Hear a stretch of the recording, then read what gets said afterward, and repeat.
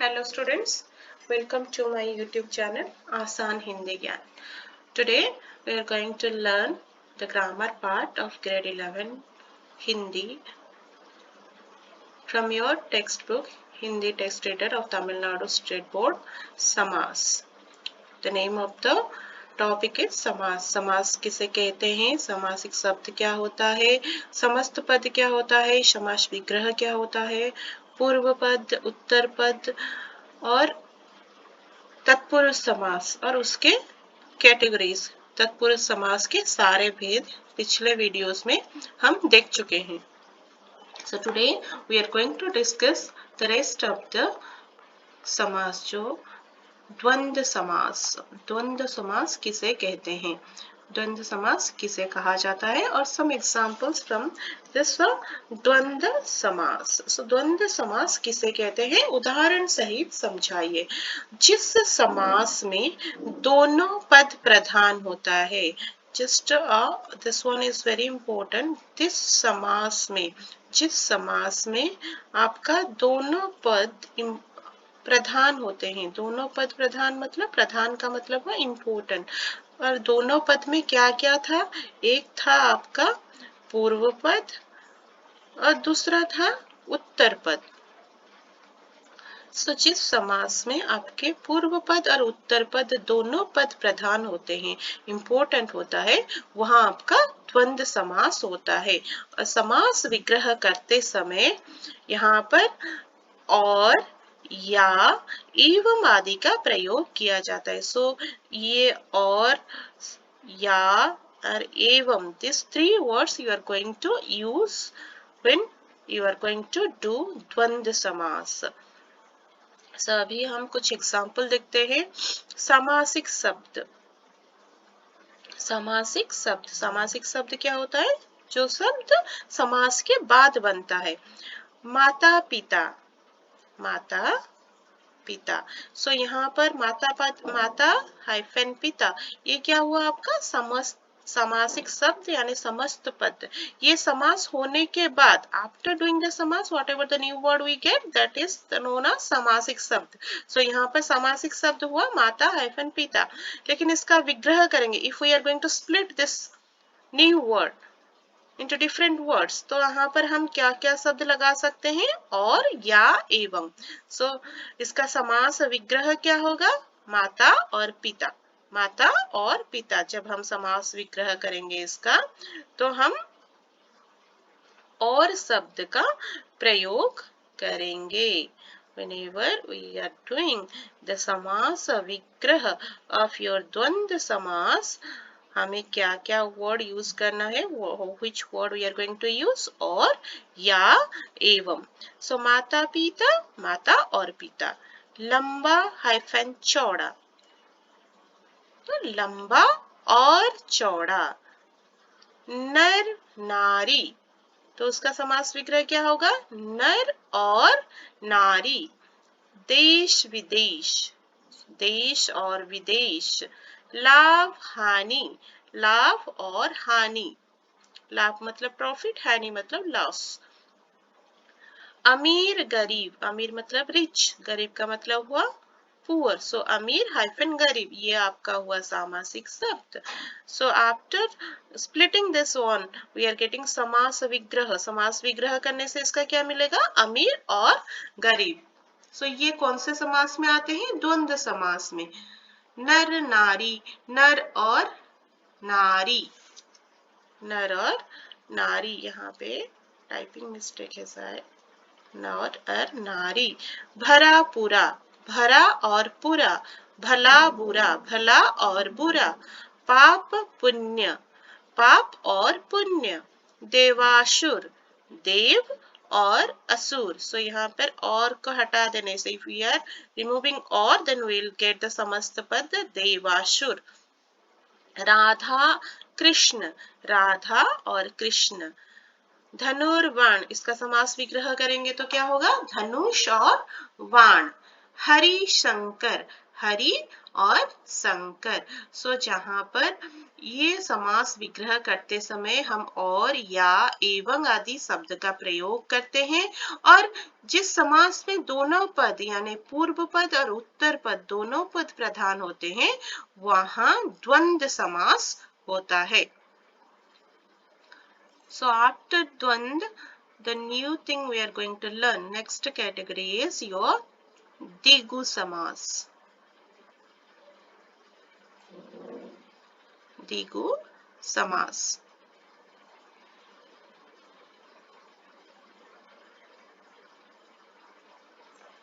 So Digu Samas हम किसे कहते हैं? द्वंद्व में देखा हमने कि दोनों पद प्रधान होते हैं. दिगु में कौन से पद हो गए प्रधान या फिर कैसे पहचानेंगे? Let's see. जिस समास के पूर्व पद, जिस समास के पूर्व पद संख्यावाची विशेषण, संख्यावाची विशेषण, विशेषण का मतलब क्या हुआ? एडजेक्टिव. संख्यावाची means number, number will come there, उसे हम द्विगु समास कहते हैं. इसमें समूह या समाहार का बोध होता है. समूह मतलब समूह या फिर समाहार, ये दोनों वर्ड्स के मतलब मीन्स आफ्टर डूइंग द समास whatever the new word you will get in that word, if you read that word then you will find out that that word is representing some group or some things together. समूह का मतलब हुआ together. So इसमें क्या होता है? इसमें पूर्व पद एक संख्यावाची विशेषण होता है. संख्यावाची means countable adjective. संख्यावाची, संख्यावाची विशेषण होता है, उसे हम क्या कहते हैं? द्विगु समास कहते हैं. So अगर हम देखेंगे द्विगु समास के डेफिनेशन को हम जाएंगे तो द्विगु समास हम किसे कहते हैं? द्विगु समास वह समास होता है जिसमें एक तो पूर्व पद रहता है और ये पूर्व पद आपका क्या होता है? संख्यावाची विशेषण होता है. संख्या का मतलब हुआ नंबर्स. सो जो एक एडजेक्टिव हुआ और इसमें क्या हुआ? एडजेक्टिव होने के साथ साथ ये एक संख्यावाची विशेषण भी हुआ, उसे हम द्विगु समास कहते हैं. और इसमें जो समास होने के बाद जो नया शब्द होता है वो समूह यानी एक ग्रुप और सम थिंग्स और सम पर्सन्स टुगेदर, ये टुगेदरनेस को दर्शाता है, एक बोध करवाता है. सो अभी देखते हैं समासिक शब्द.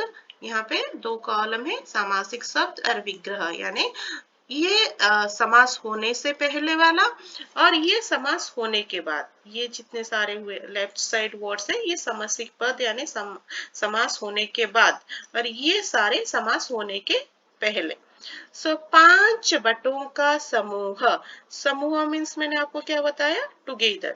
5 बटों का समूह. 5 क्या हुआ? 5 एक विशेषण है, एक एडजेक्टिव है. And 5 means 5. 5 also this is a number. ये एडजेक्टिव है और ये एक नंबर है. 5 बटों का समूह. सो 5 बटों का समूह अगर हम इसका सामासिक शब्द लिखेंगे तो क्या होगा? पंचबटी. पंचबटी, पंचबटी में पंच आपका दर्शाता है नंबर 5 को. पंचबटी. सो जिस समास का पूर्व पद संख्यावाची विशेषण हो, इसमें पूर्व पद क्या हुआ? पंच. सो पंच एक मीन्स 5. 5 एक संख्या यानी नंबर हुआ और ये एक विशेषण है. पंच बटों का समूह, इसका सामासिक शब्द हुआ पंचवटी. इसी तरह से नव ग्रहों का समूह. नव, नव का मतलब 9, 9 यानी 9. सो नव ग्रहों का समूह नवग्रह. देन दोपहर, दोपहर, दोपहरों का समाहार. चौराहा, 4 राहों का समाहार. सो यहाँ पर ये 2, 4, 7, 7, 6, 8, 3 ये सारे आपके नंबर्स है और ये एक एक एडजेक्टिव है. So the examples of your Digu Samas are like this. 4 राहों का समाहार चौराहा, 7 ऋषियों का समाहार सप्तर्षि, 7 दिनों का समाहार सप। तो यहाँ पर समूह, समाहार, समाहार, समाहार, ये समूह या फिर समाहार वर्ड भी आएंगे और बाकी के इसके साथ आपके पूर्व पद में सारे नंबर्स आएंगे। देन 6 कोणों का समाहार षटकोण, षटकोण मीन्स हेक्सागन। 8 अणों का समाहार अठन्नी, अठन्नी मीन्स 50 पैसा। 3 युगों का समाहार त्रियुगी, 3 भुजाओं का समाहार त्रिभुज, 3 लोकों का समाहार त्रिलोक, 9 रात्रों का रात्रि का समूह, 9 रात्रि का समूह नवरात्र। सो ये आपके आए, ये सारे एग्जाम्पल्स आपके द्विगु समास के अंदर आते हैं। तिरंगा, 3 रंगों का समाहार त्रिदेव, 3 देवताओं का समाहार। सो हमने क्या क्या समास पढ़े? तत्पुरुष, तत्पुरुष के अलग से भेद, 6 तरह के भेद, उसके साथ साथ हमने पढ़े द्वंद्व द्विगु। अभी क्या पढ़ेंगे? कर्मधाराय समास। कर्मधाराय समास किसे कहते हैं?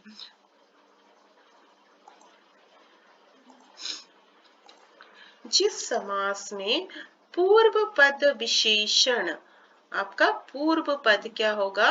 विशेषण, और दूसरा पद विशेष्य, यानी कि first part is your adjective and second part is your विशेष्य। पहला विशेषण और दूसरा विशेष्य। पूर्व पद आपका होगा विशेषण यानी उपमान, और दूसरा पद होगा विशेष्य यानी उपमेय। उसे हम क्या कहते हैं? कर्मधाराय समास। कर्मधाराय समास। इस समास में उत्तर पद प्रधान होता है। अब तक जो भी हमने पढ़ा समास, सभी में पूर्व पद प्रधान थे, कहीं कहीं जगहों पर दोनों पद प्रधान थे, लेकिन यहाँ पे उत्तर पद में second part of that particular new और सामासिक शब्द is it is a important one. So यहाँ पर देखिए सामासिक पद दिया गया है और उसका विग्रह बनाने के बाद क्या होता है?